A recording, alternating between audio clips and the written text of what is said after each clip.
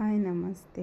ಎಣ್ಣೆ ಖಾಲಿ ಆಗಿತ್ತು ಅಂತ ಡಬ್ಬದಲ್ಲಿ ಎಣ್ಣೆ ಹಾಕಬೇಕಾದ್ರೆ ಸ್ವಲ್ಪ ಎಣ್ಣೆ ಚೆಲ್ಲಿತ್ತು. ನಾನು ಈ ಥರ ಎಣ್ಣೆ ಚೆಲ್ಲಿದಾಗ ಯಾವುದಾದ್ರೂ ಹಿಟ್ಟು ತೊಗೊಂಡು ಸ್ಪ್ರೆಡ್ ಮಾಡ್ತೀನಿ.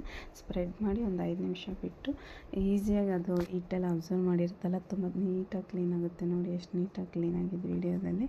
ಹಾಗೆ ಮಧ್ಯಾಹ್ನಕ್ಕೆ ಚಟ್ನಿ ಮಾಡ್ಕೊಳ್ಳೋಣ ಅಂಥೇಳಿ ಟೊಮೊಟೊ ಚಟ್ನಿ ಮಾಡ್ಕೊತಿದ್ದೆ.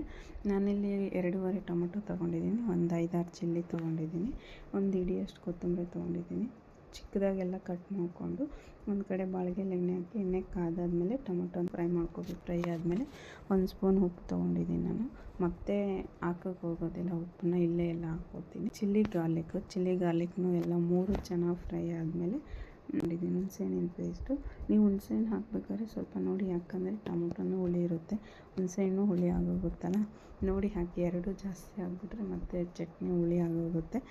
ಆಮೇಲೆ ಕೊತ್ತಂಬರಿನ ಹಾಕಿ ಒಂದು 5 ನಿಮಿಷ ಚೆನ್ನಾಗಿ ಬೇಯಿಸ್ಕೋಬೇಕು. ಚೆನ್ನಾಗಿ ಬೇಯ್ದಾದ್ಮೇಲೆ 1 ಸ್ಪೂನ್ ಅರಿಶಿನ ಹಾಕಿದ್ದೀನಿ. ನಾನು ಅರಿಶಿನ ಹಾಕಿ ಚೆನ್ನಾಗಿ ಮಿಕ್ಸ್ ಮಾಡಿ ಸ್ಟವ್ ಆಫ್ ಮಾಡಿ ಒಂದು 5 ನಿಮಿಷ ಆರೋಕ್ಕೆ ಬಿಡಬೇಕು. ಅದನ್ನು ಆರಿದಾದ್ಮೇಲೆ ಮಿಕ್ಸಿಗೆ ಹಾಕಿದರೆ ಆಯಿತು, ನಮ್ಮ ಚಟ್ನಿ ರೆಡಿನೇ. ಮಿಕ್ಸಿಗೆ ಹಾಕ್ಬೇಕಾದ್ರೆ 1 ಸ್ಪೂನ್ ನಾನಿಲ್ಲಿ ಬೆಲ್ಲ ಯೂಸ್ ಮಾಡಿದ್ದೀನಿ. ಬೆಲ್ಲ ಯೂಸ್ ಮಾಡೋದ್ರಿಂದ ತುಂಬ ಟೇಸ್ಟಿಯಾಗಿರುತ್ತದೆ.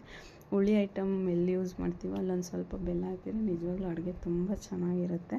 ಸೊ ತುಂಬ ಈಸಿ, 1 ರೌಂಡಿಗೆ ಆಗೋಗುತ್ತೆ ಈ ಚಟ್ನಿ. ಇದನ್ನು ಬಿಸಿ ಅನ್ನಕ್ಕೆ, ರೊಟ್ಟಿ, ಚಪಾತಿ ತಿಂದರೆ ತುಂಬ ಚೆನ್ನಾಗಿರುತ್ತೆ.